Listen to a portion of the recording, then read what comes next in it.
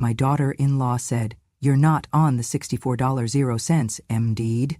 At closing, the realtor looked straight at me and said, "Ready to sign?"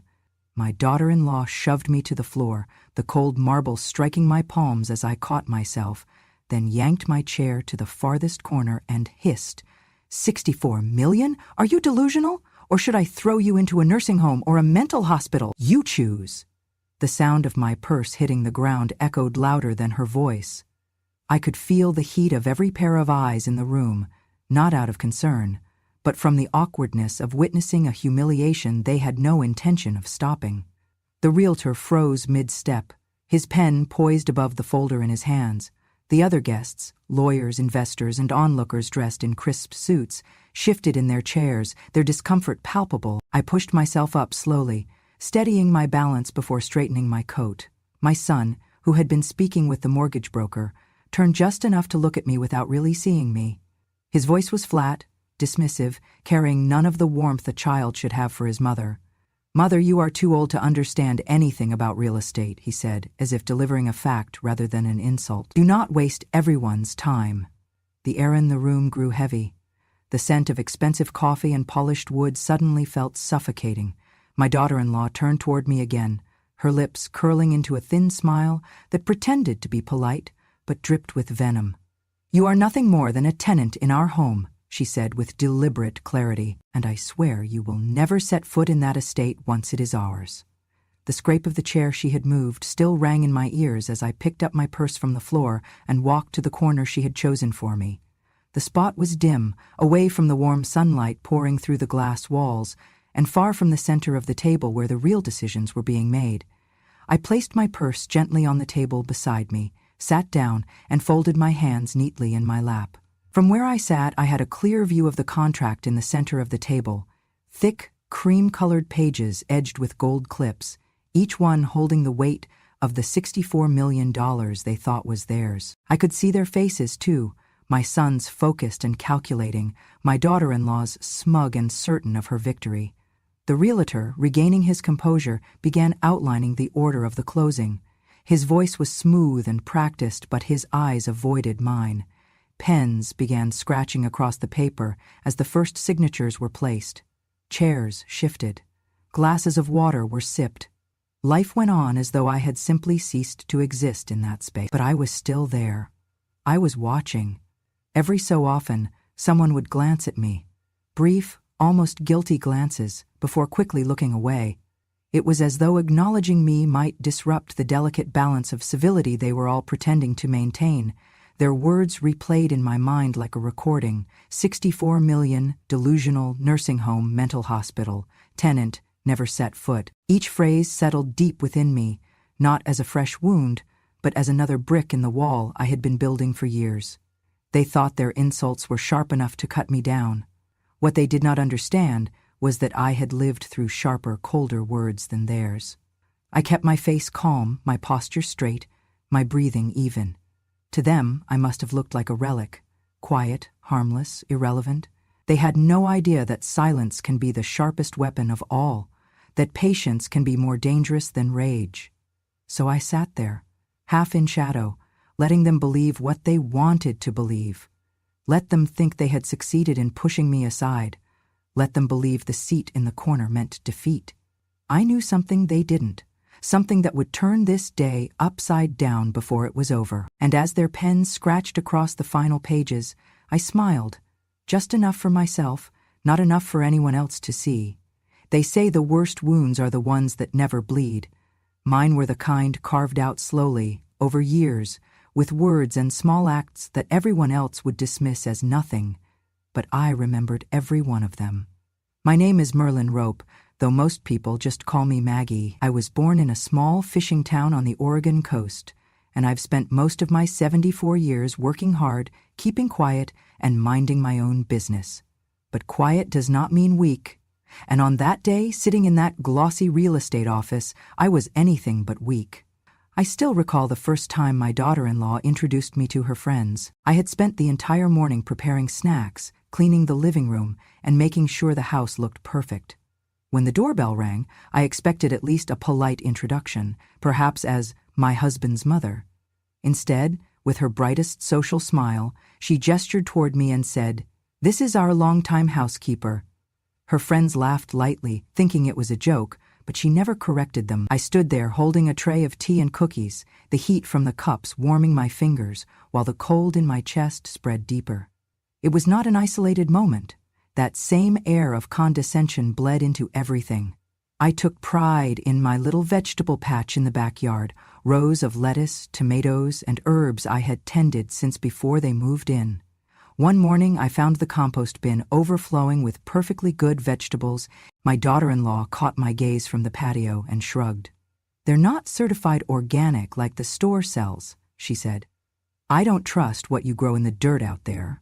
As if the earth I had cared for my whole life was somehow beneath her standards. I tried to bring something of my own to the house once, a beautiful solid oak dining table I had found at an estate sale, the kind of piece meant to last generations. I polished it until it shone and placed it in the dining room. That evening she walked in, took one look, and laughed. "This old thing? It looks like it belongs in a cabin fireplace. We could burn it for warmth in the winter." The next day it was gone, replaced by a glass and chrome table that looked cold no matter what meal was set upon it. They began to chip away at my place in the house in more tangible ways. One month my son sat me down at the kitchen table, papers in hand, and explained that I would now be responsible for my own utility costs. "It's only fair," he said. "You have your own room, you use electricity." What he did not say, and perhaps had conveniently forgotten, was that I had paid off the remaining mortgage on this house years earlier, emptying my savings so they could keep it. That didn't count for much anymore. Then there was the matter of my wedding ring. It was the one thing I had left from my husband, simple gold, worn smooth from decades of love and work. When they started dabbling in the stock market, my son suggested I sell it. We could use that money for investments, make it grow. When I refused, my daughter-in-law scoffed. "You're just selfish, clinging to a couple of rusty rocks." She said it as if a lifetime of marriage could be reduced to scrap metal in her eyes. But the worst came when I fell ill. It was nothing dramatic at first, a cough that lingered, a fever that would not break. But it landed me in the hospital for a week. I thought about the comfort of returning to my own bed, my own pillow, the quiet corner of the house I had carved out for myself. When I walked through the front door, still pale and tired, I found the door to my room shut. A stranger's suitcase sat by the hall. "What's going on?" I asked, my voice still hoarse. "Oh," my daughter-in-law said casually, as though explaining why she'd changed the curtains. "We decided to rent out your room. The extra money helps with bills. You can stay in the basement for now." The basement was unfinished concrete, cold even in summer. "You rented out my room while I was in the hospital?" I could hardly get the words out. "It's not a big deal," my son said from the kitchen doorway. "That rent money helps us feed one less mouth. You should be grateful." Grateful? For being treated like an unwanted tenant in the house I had saved? That night, I lay awake in the basement, the hum of the water heater my only company. Above me, I could hear laughter and the clinking of glasses. They had guests over, dining and talking in the rooms that used to feel like home to me. Every slight, every insult, every theft of dignity replayed in my mind like a film. I said nothing. I have learned that sometimes the strongest thing you can do is stay silent.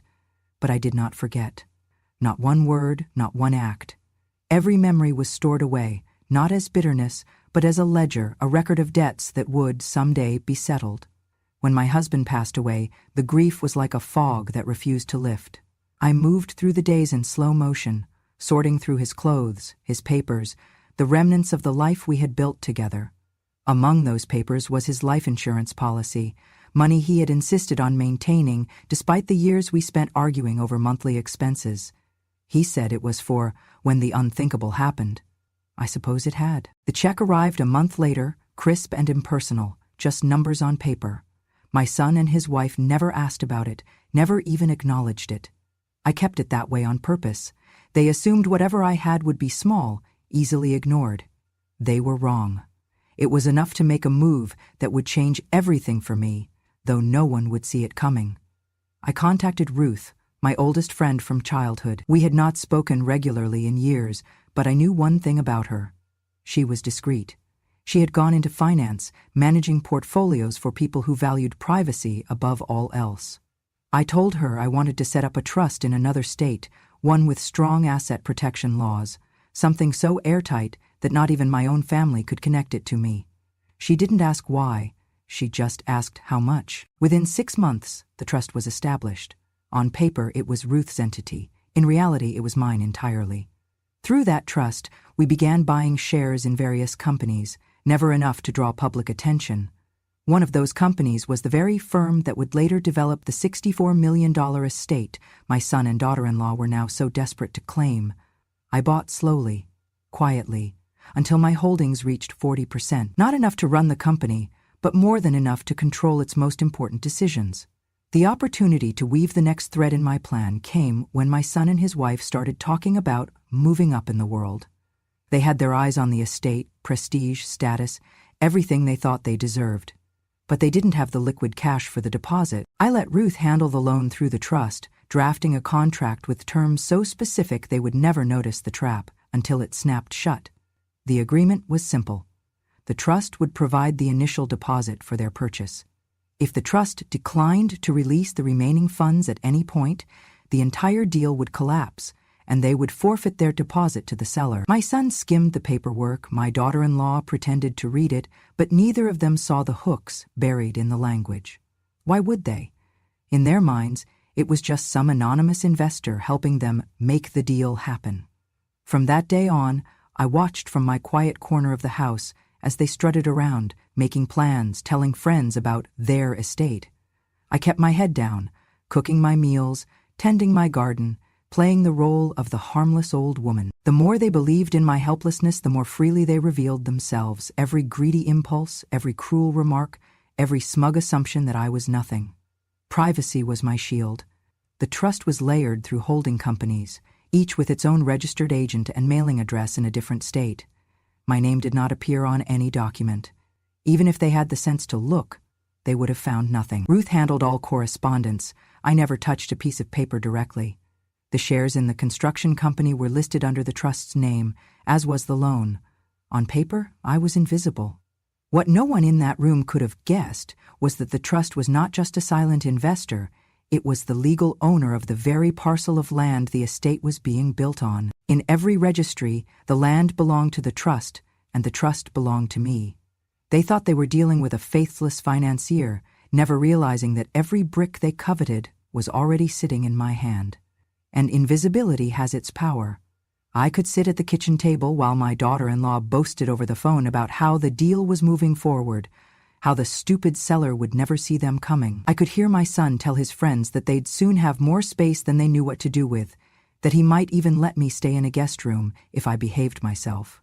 I could listen to them lay out plans for tearing down parts of the house I loved in the promotional photos, and all the while, I knew that none of it would happen without my signature. I played the part so well that sometimes even I almost believed it, that I was just an old woman waiting quietly for life to decide my fate. But late at night, I would sit at my small desk in the basement, looking over the monthly reports Ruth sent me. I saw every dollar moving through the construction company. I knew every delay, every change order, every financial hiccup, and I knew that if I decided not to approve the final release of funds, the whole deal would crumble like a sandcastle under a rising tide. So I waited. I kept my silence, let them think I was irrelevant, let them believe they had me shoved into the far corner of their lives. Because when the moment came, and it would, every insult, every slight, every act of greed would be answered, and they would never see it coming until it was far too late. My daughter-in-law's voice turned syrupy sweet, the kind of tone she used on waiters when she wanted something for free. She slid a neat stack of papers across the table toward me, her manicured fingers tapping the top sheet, as though she were sharing a secret. "Go on, just sign here quickly," she said, smiling wide enough to show every polished tooth. "That way your son won't have to worry about any of this boring paperwork." The papers were crisp, expensive stock, the black ink still smelling faintly fresh. I glanced at the heading in bold type, "Permanent Power of Attorney." A smaller line underneath spelled out what they really wanted: full, irrevocable control over the parcel of land my name still occupied. In the records, in their minds, I was just a decorative placeholder, a signature they needed to clear the last obstacle between them and the estate. I felt my son move closer, his shadow falling over my shoulder. He bent down, close enough that I could feel his breath warm against my ear. "If you don't sign," he murmured, his voice low so the others wouldn't hear, "consider this the end of whatever relationship we have left." For a moment, I let my gaze linger on the neat lines of the text, my fingers resting lightly on the corner of the page. Then I turned it over, slowly, placed it face down on the table, and folded my hands over it.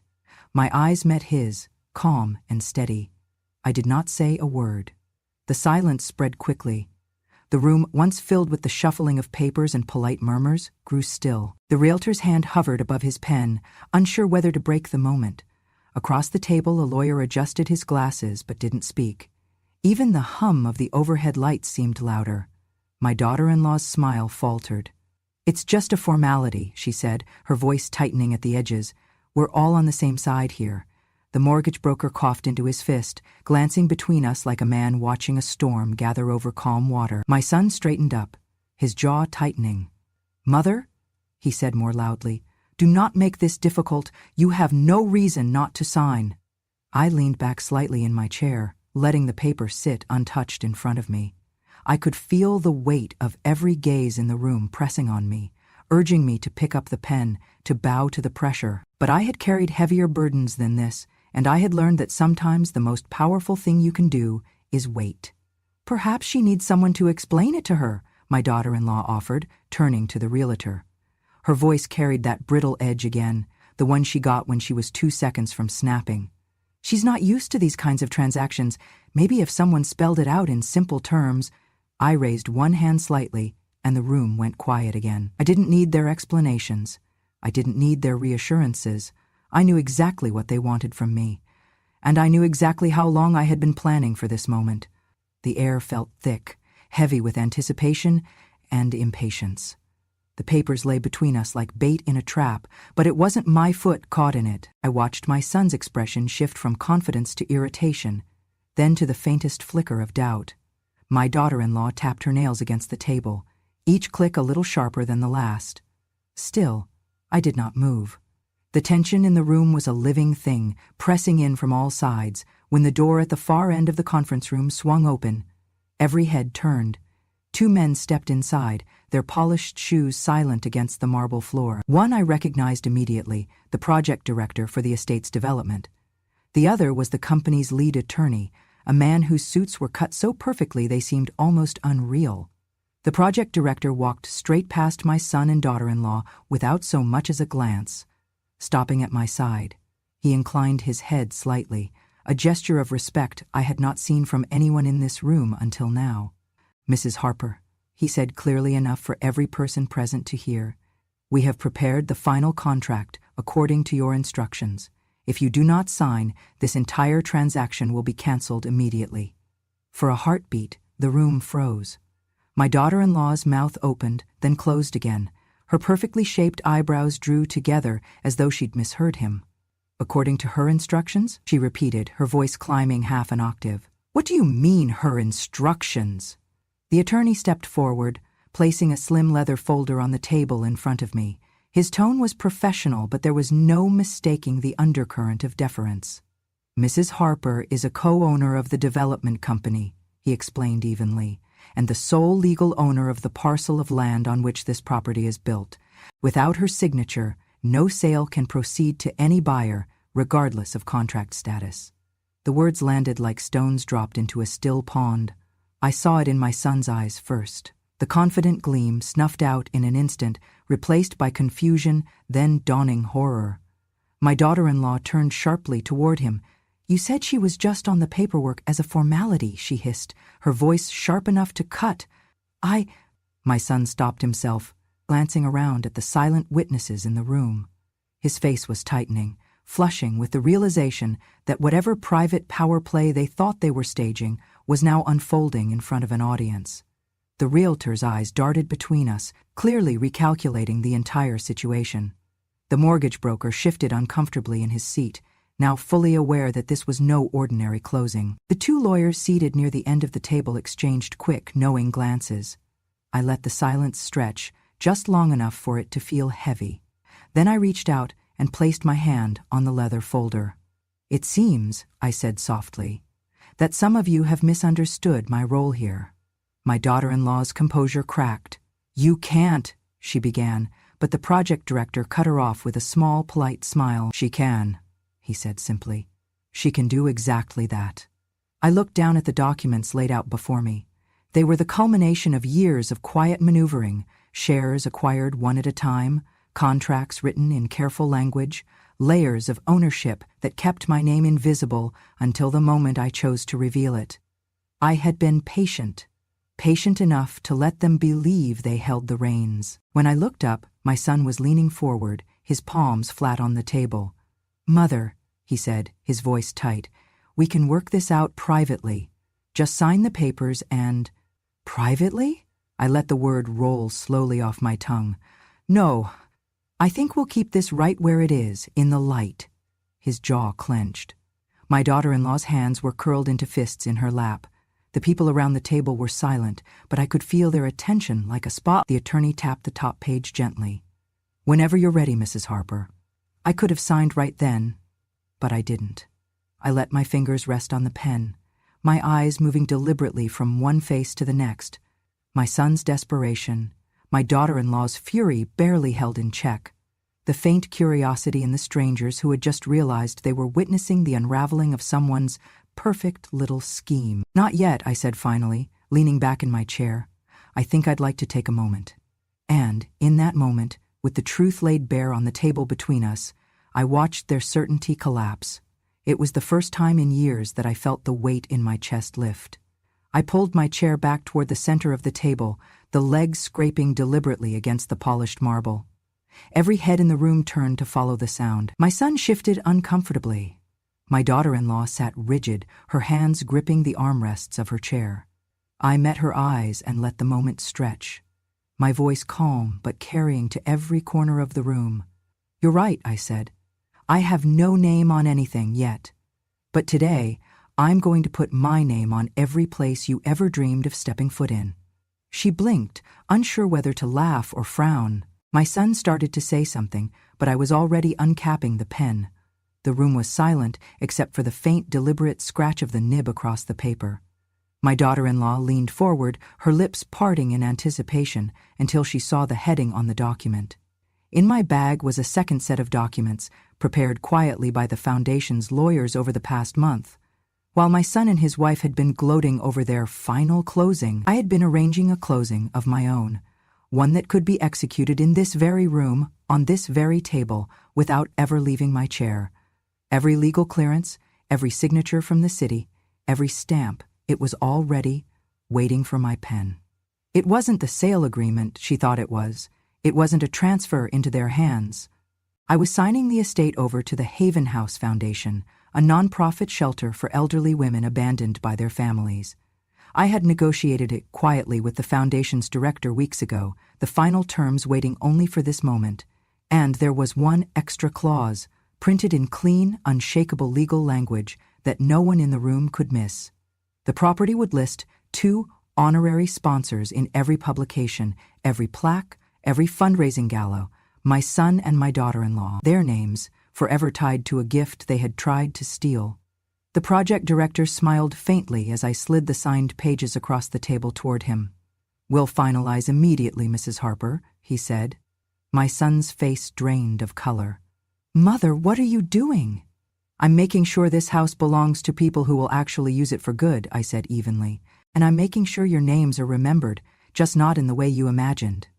My daughter-in-law shot to her feet. "You can't." "Oh, she can," the attorney interrupted, not even looking at her. "And she just did." The next morning, before they had even finished reeling from the loss, the second part of my plan unfolded. I had kept my phone's voice recorder on during more than one of her rants. One particular gem, her laughing to a friend over wine, saying, "The moment the papers are signed, I'm shipping the old woman straight to a nursing home," had been quietly passed to a local journalist I knew. Oregon is a one-party consent state, which means as long as one person in the conversation agrees to the recording, it is perfectly legal. And I had been agreeing, silently, every time she spat her venom in my direction. That little line of law made the difference between revenge and a lawsuit, and I was very careful to stay on the right side of it. By noon, the recording was everywhere. Facebook, Twitter, local news sites. Neighbors they'd smiled at for years were now turning away from them in the grocery store. Their friends stopped calling. The invitations dried up.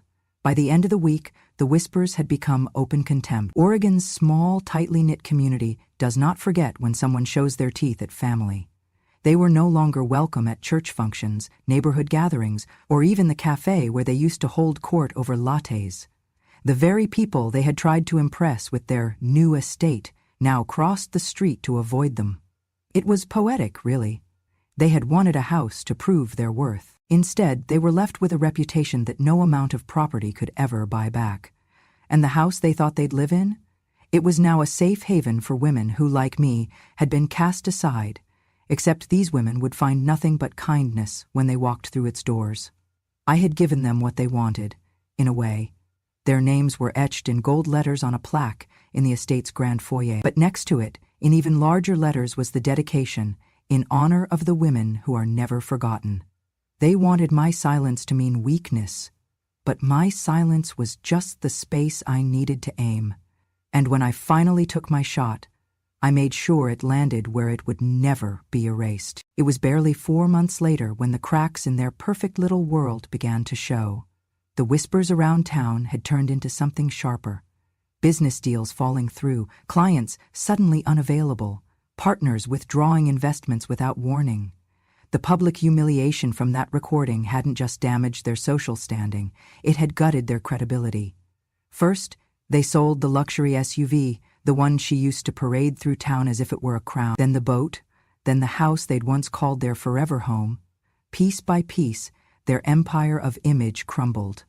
By the 6th month, they were living in a cramped rental on the edge of town, trying to keep up appearances with smiles that didn't reach their eyes.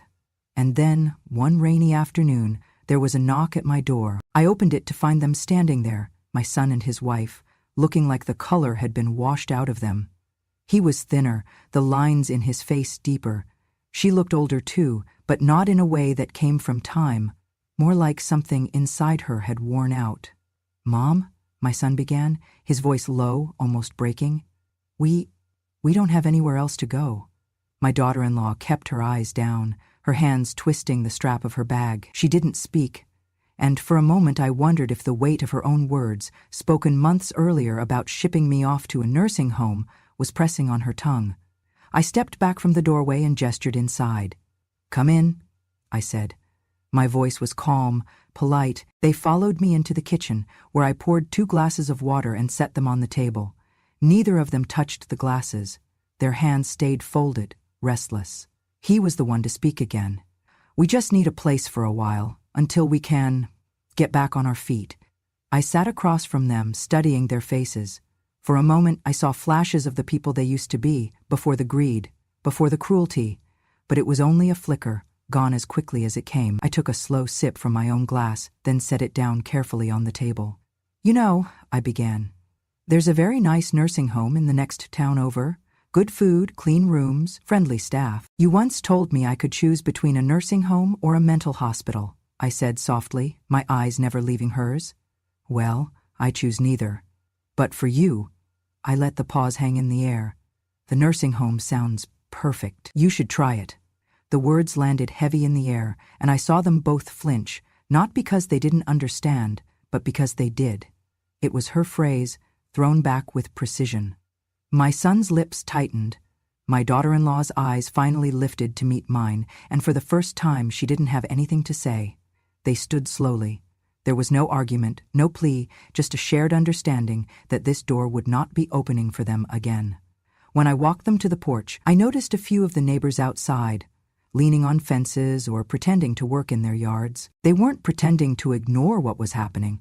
They watched as my son and his wife walked down the path, their shoulders slumped, disappearing into the gray drizzle. I stood there until they turned the corner, the sea air cool against my face. My hands were steady.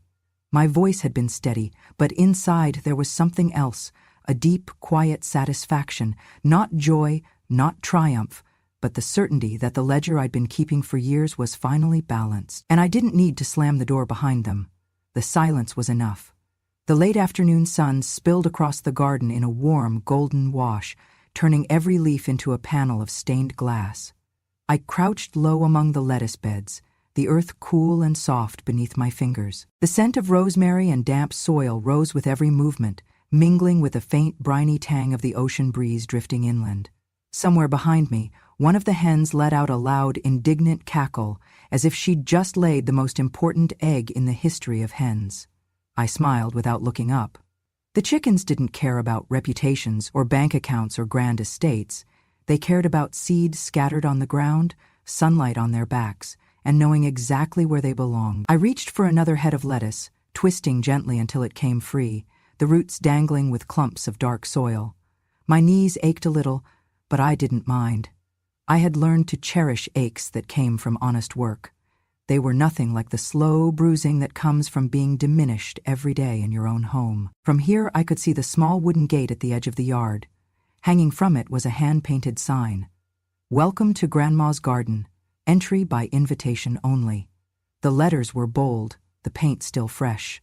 To most people, it was just a charming decoration, but to me it was a declaration. This was my space, my rules, my peace. I set the lettuce into the basket beside me, the pile already rich with tomatoes, carrots, and sprigs of basil. The rhythm of the work was soothing. Pull, shake, place, repeat. It had a way of settling my mind, the same way the ocean's tide smoothed the stones on the shore. In the distance, I could hear the faint hum of traffic from the highway, the world still spinning with its rush and noise. But in my garden, time slowed to the pace of a heartbeat. I straightened, brushing dirt from my hands, and let my eyes wander over the rows of green. The sun dipped lower, turning my shadow long and thin across the path. My hair, once black and heavy, now caught the light in silver strands that shimmered like threads of spun glass.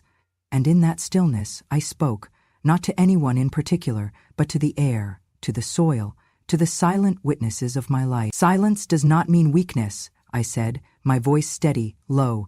"It only means I am waiting for the right moment to speak my final sentence." A gull cried overhead, circling before gliding out toward the horizon. I watched it disappear into the distance, my heart as calm as the sea it sailed over. There was freedom in knowing that I had chosen my moment, and that I had spoken it without shouting, without rage. Just truth at the exact time it needed to be heard. I bent to gather the last few vegetables, my basket now heavy, the scent of fresh greens rising up with the warmth of the day's end. The chickens wandered closer, curious, their soft clucking like a chorus of approval. As I walked toward the gate, I passed the sign again. The words caught the sunlight, glowing for just a moment before the shadows claimed them. Entry by invitation only. It wasn't about keeping people out. It was about knowing who was worth letting in. I opened the gate, the hinges creaking softly, and stepped inside my home. The garden lay behind me, the sea beyond, and the life I had reclaimed all around. For the first time in years, I closed the door without the weight of unfinished battles pressing on my back. Everything that needed to be said had been said. Everything that needed to be done had been done. And the rest was mine. And that, my dears, is how a quiet old woman from Oregon reminded a few people that silence is not surrender, it is strategy.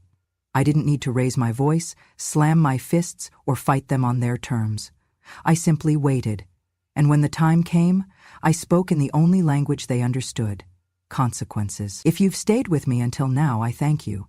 These stories aren't just mine. They belong to every woman who has ever been underestimated, dismissed, or pushed into the corner and told she doesn't matter.